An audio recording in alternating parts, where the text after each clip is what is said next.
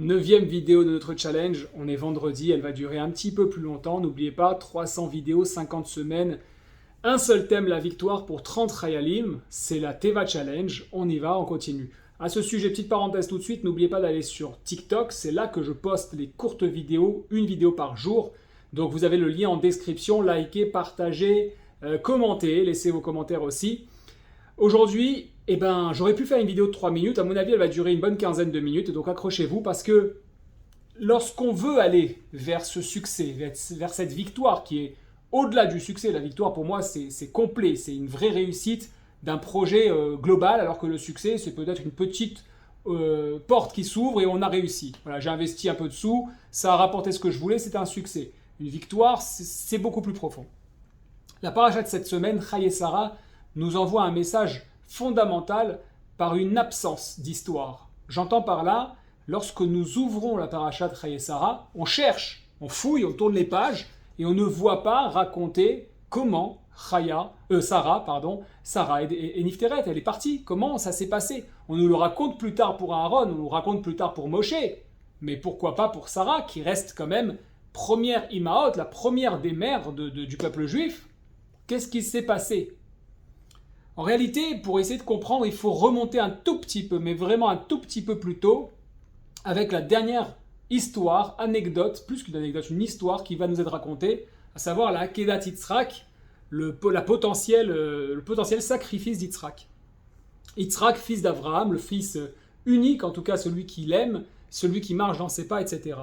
Je vous invite à revenir un petit peu en arrière. Là-dessus, vous avez Perek Kavbet, et ça va commencer Pasuk Vav. Lorsque Avraham va monter, je ne vais pas remonter depuis le début, quoique on pourrait, Vayagar, Avraham, Beretz, Pelishtim, Vayamim, Rabim. Avraham habita pendant longtemps dans le pays des Philistins, durant de nombreuses années, et donc il va y avoir cette révélation qui va se faire. Il va partir se préparer le matin tôt, il va atteler son âne avec excitation, il en a vraiment envie. C'est marqué comme ça, Vayomer Avraham el Ne'arav, Shevu lachem po imachamor, vani ve'anahar nelchad ko venishtachave nashu alechem. Voilà qui prévient les jeunes qui les accompagnent, donc ce serviteur j'imagine, restez là, on sait en fait qui c'est, c'est Ishmaël et Eliezer, en réalité je dis on sait pas mais on sait, entre autres, et il dit quoi? Vani ve'anahar nelchad ko, on va aller, moi et le jeune qui est avec moi, donc Yitzhak, venishtachave, on va se prosterner, venashuva alechem, et on va revenir vers vous, vous inquiétez pas. Vaikach Avraham et Atseaola, et là il y a 4 mots, je dis pas de bêtises, 3 mots qui sont marquants. C'est marqué Vayelchu shnehem yardav, la Torah précise quoi? Ils marchèrent tous les deux ensemble.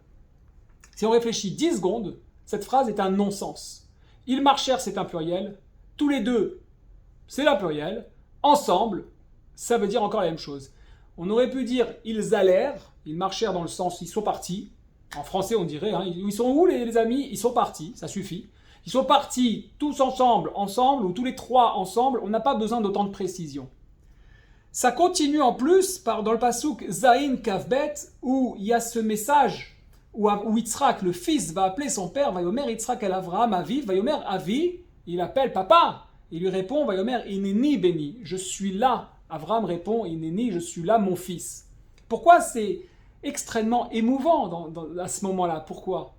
Vous avez ici une histoire où on peut l'apercevoir, en tout cas c'est ce qu'on nous raconte souvent, que Avraham est parti avec son fils, il ne sait pas où il va, il avance même pas après pas, on pourrait croire que c'est même un délire complet dans cette mission divine. C'est quoi ce divin qui veut absolument, il veut aller au bout de sa mission divine que personne comprend? Ça avait déjà commencé avec la Brit Mila, avec la circoncision, personne comprend.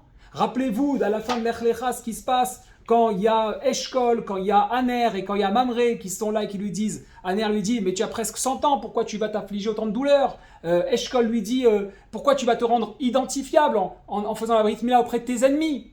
Et il n'y a que Mamré qui répond finalement, Dieu il t'a protégé de la fournaise, il t'a protégé de la famine, il t'a protégé de la guerre avec les rois, alors est-ce que tu vas te permettre de ne pas lui ordonner?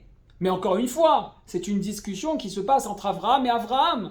Avraham avec le Créateur. C'est pas un haut-parleur envoyé du haut d'une tour où tout le monde a entendu le Créateur du monde parler à Avraham. Il n'y a qu'Avraham qui l'entend. Par conséquent, on est dans une niveau d'émotion énorme, énorme. Et justement, lorsque le malach d'Hachem, Vaikra elav malach Hachem minashamayim, Vayomer Avram Avraham, Vayomer Ineni, il lui répond encore avec cet amour qui déborde. Avraham, on sait comment Dieu il s'est présenté plus tard à Moshe. Moshe, il appelle 2 fois. On sait que le rabbi nous a expliqué que c'est un signe d'amour. Et voilà que le malach d'Hachem, l'ange du créateur du monde, appelle Avraham 2 fois. C'était une manière voilà, encore une fois, de l'aimer. Et Avraham qui répond, tout heureux, Ineni, me voilà. À croire que cette manière dont il est allé marcher avec son fils, c'est avec les mots de Mamré qui lui dit « Mais il t'a protégé de tout, tu vas pas ne pas l'écouter. » Et Avraham y va. On est dans un délire, mais qui est merveilleux. Pourquoi ? Parce que ce délire, il ne peut être compris que par ceux qui ont un tout petit peu de spiritualité dans leur vie, que par ceux qui acceptent, au fond d'eux, et même de manière superficielle, qu'il y a autre chose que du sang dans son corps, des os, des muscles et de la peau, et qu'il y a autre chose que des jours qu'on compte vers la fin, bien au contraire, un éternel recommencement avec une fin qui ne devrait plus être une fin. On devrait enfin découvrir la vie éternelle, comme l'a connue Adam Arishon, et faire résonner à travers notre corps la Sod d'Ira Betartonim, faire résonner la présence du Créateur de ce monde à ce moment-là. Et bien lorsqu'on comprend ça, on comprend qu'est-ce que ça veut dire, Vayelchu Shnehem Yardav.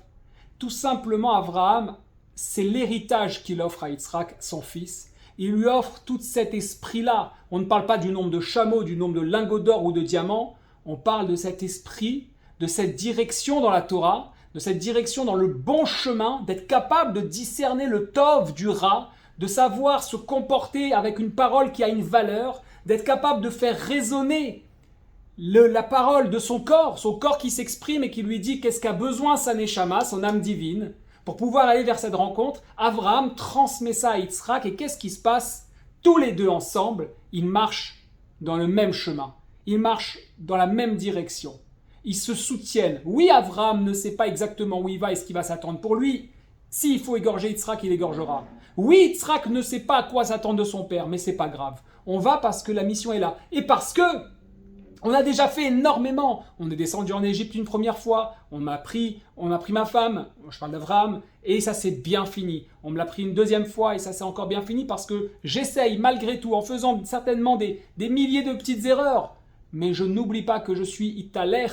Je marche avec le Créateur du monde. Ça veut dire je suis dans ses pas. Je résonne la nature avec moi, la vie avec moi. Je respecte autant l'humanité dans son ensemble, autant l'humain, je voulais dire, mais l'humanité dans son ensemble, autant l'humain que l'animal, que le fruit, que tout finalement. Je suis là à être l'écho de la vie, je la reçois et je veux l'entretenir. Alors, on pourrait imaginer qu'évidemment, tout s'arrête là. En plus de ça, Avraham reçoit des bénédictions en tous sens, de partout, puisqu'il va réussir à ne pas faire de mal à son fils. Ok ? Al tishlach yadecha ala nahar, sa main va devoir s'arrêter. Et tout serait merveilleux dans le meilleur des mondes, n'est-ce pas Voltaire ? Eh ben non, malheureusement, c'est pas comme ça que ça se passe. Il y a une absence phénoménale.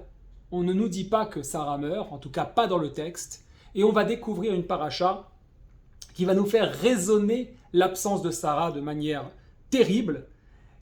C'est une transition qui pourrait paraître évidemment extrêmement dure, mais il n'en est rien. D'une part parce que Sarah vit 127 ans, une belle vie, une merveilleuse vie, aux côtés d'Avraham, dont cette vie-là, c'est elle qui a le mérite. Et la Torah va nous le prouver en lui donnant tous les honneurs. Cette paracha ne va pas s'appeler Sarah, mais Chaye Sarah. C'est-à-dire que jusque-là, Avraham était finalement, on dit que c'était, il représente Chesed, c'est-à-dire la partie des Neshamot de générosité. Et grâce à Sarah, on va aller bien plus loin. Elle devient le personnage central de la parashat Chaye Sarah, évidemment, et elle va briller, comment ? Par son absence physique. Elle est partout, dans chaque mot, en commençant par, évidemment, l'épisode principal de la paracha, à savoir le mariage de Yitzhak. Dans Chaye Sarah, on va découvrir, on va rencontrer, on va aller à la rencontre de Rivka, sa future femme, à tel point que dans la fin de la parashat précédente, les commentateurs nous disent que lorsque on dit dans le pasouk, l'avant-dernier pasouk, Uftuel Yalad ed Rivka, qu'à partir du moment où Avraham a su que Rivka était née, parce qu'il est connecté, parce qu'il est ce qu'on devrait être nous-mêmes, connecté à chaque bruit, chaque sens, chaque odeur, chaque vue, chaque objet que nous observons ou chaque scène que nous observons, il entend que Rivka est née et il sait pertinemment qu'il n'a plus besoin de chercher une épouse pour Yitzhak, il sait qu'elle est là, c'est à ce moment-là qu'il arrête et qu'il envoie Ishmaël pour aller la chercher. En tout cas, qui décide de le faire. Où je veux en venir? Pourquoi finalement, Rivka va... pas Rivka, excusez-moi, mais c'est un lapsus révélateur, bien sûr. Sarah va rayonner dans cette paracha qui va s'appeler justement la vie de Sarah. Puisque la Torah va nous faire profiter, en fait, de toute la suite. On a parlé tout à l'heure de l'héritage d'Abraham à travers Yitzhak qui marche dans ses pas et qui est capable d'aller tester, d'aller provoquer le créateur du monde. On en est carrément là. On est vraiment dans un niveau de provocation. Ça avait commencé avec la Brit Mila. Pour vous, la circoncision, c'est rien. Et pour moi aussi, on l'a fait tous. Mais à l'époque, c'est une révolution. Et ça ne s'arrête pas. Il va jusqu'à envisager de mettre la fin au jour de son fils. Ce qui est un délire absolu. Sarah, à travers toute sa vie, elle va tout de suite comprendre le message d'Abraham, sa vision, son idéologie, qu'est-ce qu'il veut faire, à savoir finalement diffuser la conscience du divin dans le monde. Et elle va le faire, elle va l'aider à la concrétiser. Elle va l'aider à travers les femmes, évidemment, elle va transmettre cette parole, elle va diriger, et lorsqu'elle va comprendre que Yitzhak, c'est l'enfant qui a la force de poursuivre le message de son père, elle va le protéger et le mettre dans la dimension qui lui convient. À tel point que lorsqu'elle verra que Ishmaël, lui, n'est pas dans ce kivun-là, n'est pas dans cette direction, elle lui demandera de rejeter Ishmaël. Elle lui demandera de protéger à chaque instant. Et c'est exactement ce qui se passe. C'est-à-dire qu'Abraham, finalement, paye de sa personne, quelque part, en revenant du sacrifice d'Yitzhak, qui n'aura pas eu lieu, avec Yitzhak, et découvrir que son épouse n'est plus là. Et il va découvrir, voilà, ça va lui coûter cher, de se rendre compte que Sarah avait tout compris. Sarah était l'épouse, entre guillemets, parfaite, la moitié de sa neshama. Il avait compris qu'il avait besoin d'elle, clairement, et qu'elle était à même lorsqu'elle le contredisait, même lorsqu'elle fait appel à lui et lui dit « Mais qu'est-ce que tu fais? Pourquoi tu dis encore que je suis ta sœur? On ne t'a pas vu assez de messages pour l'Égypte ?» Abraham apprend encore, avec beaucoup d'amour, avec beaucoup de respect, avec beaucoup d'harmonie, puisque Abraham est chesed, c'est la générosité incarnée, mais Sarah va apporter ici tiferet, la rigueur, l'harmonie du moins. Elle rajoute un peu de rigueur, c'est le cas de le dire, elle rajoute un peu de gvoura, donc de rigueur, pour que ensemble, le chesed et la gvoura donnent tiferet. C'est ce que viendra plus tard avec Yitzhak, puis qui donnera Yaakov. Yaakov représente tiferet, elle voit beaucoup plus loin. Et Yitzhak, et Abraham, lorsqu'il remarque ça, il remarque ce qui va lui manquer à partir de maintenant, toutes les leçons viennent. Et donc, quelle est son ambition? Son ambition, c'est de donner la suite. C'est quoi cette suite? Marier Yitzhak. Marier Yitzhak avec qui? Avec Rivka. Celle qui récupérera les miracles de Sarah. Les miracles du nuage qui était au-dessus de la tente, du pain qui était béni, etc., etc. On retrouvera à travers Rivka toutes les conditions, tout ce qui faisait qu'elle était la première mère et que Rivka deviendra la deuxième mère. Elle est dans cette continuité, elle apporte la justice à Yitzhak qui lui permettra plus tard le discernement entre la bracha donnée à Yaakov plutôt qu'à Esav, parce que Yitzhak était parti pour bénir Esav et non Yaakov. Sarah avait donc la mission d'élever le successeur d'Abraham, et elle y arrive à merveille. C'est Sarah qui, bien sûr, comme je l'ai dit, insiste à renvoyer Ishmaël, et Abraham, lui, il est troublé, il n'est pas tout à fait d'accord avec ça, et c'est Dieu qui lui dit « Écoute ta femme, écoute Sarah ». À ce moment-là, il y a encore un niveau de compréhension. Encore une fois, la raison pour laquelle on va retrouver toutes ces dimensions dans Rivka qui viendra. Le particularisme de Sarah, elle constitue en un ensemble d'étapes dans le processus de création du peuple juif, puisque c'est grâce aux femmes que les enfants naissent, c'est grâce à Sarah qui donnera Yitzhak, à Rivka qui est la continuité, comme je viens de le dire, de Sarah qui donnera Yaakov, la naissance du peuple juif.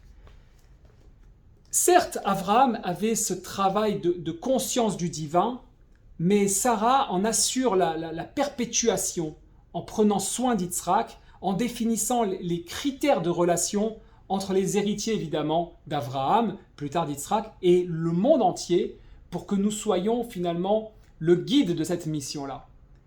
Nous remarquons enfin un dernier point, et je m'arrêterai là. Sarah n'a pas résigné dans la rigueur qu'il fallait faire, qu'il fallait mettre en place, jusqu'à dire qu'il fallait renvoyer Ishmaël pour pouvoir assurer la survie de Yitzhak et donc du peuple juif en devenir. J'espère en tout cas qu'à travers cette paracha, et lorsqu'on découvre évidemment juste avant la Kedat Yitzhak, que d'où vient Abraham, certes ce n'est pas les mêmes terres, mais il y a quand même un jeu de mots qui est violent. Vayagar Avraham Beretz Pelishtim, ok. Yamim Rabim, il a vécu longtemps en terre de Palestiniens, de Palestine, de Pelishtim, qui est appelé dans la Torah. Et c'est comme un petit clin d'œil pour nous dire aujourd'hui que nous sommes dans une situation où la hardoute du peuple est là, où l'amour du peuple est là, l'unité du peuple, hardoute c'est l'unité, l'amour est là, le soutien est là, la capacité à se battre et à combattre. N'oublions pas de quelle manière il faut s'y prendre. Comment il faut se battre, comment il faut s'y prendre. Ayons cette rigueur qu'apporte Sarah en disant « renvoie Agar et Ishmaël définitivement ». Chose qu'il ne fera pas, il ira la rechercher, ça lui coûtera cher. Ce chesed, trop de bonté dans nos décisions, trop de capacité à être mou et tordu. Pensez au bâton de Moshe plus tard. Il faut être dur et ferme dans ses décisions. C'est lui qui pourra être capable de manger les serpents, les bâtons des Égyptiens transformés en serpents. Alors à ce moment-là, on peut être certain que cette victoire est complète. Sans le don physique de Sarah, Yitzhak n'aurait pas été sauvé. Et évidemment, il n'aurait pas pu donner la naissance de Yaakov et donc du peuple juif. Shabbat shalom les koulam.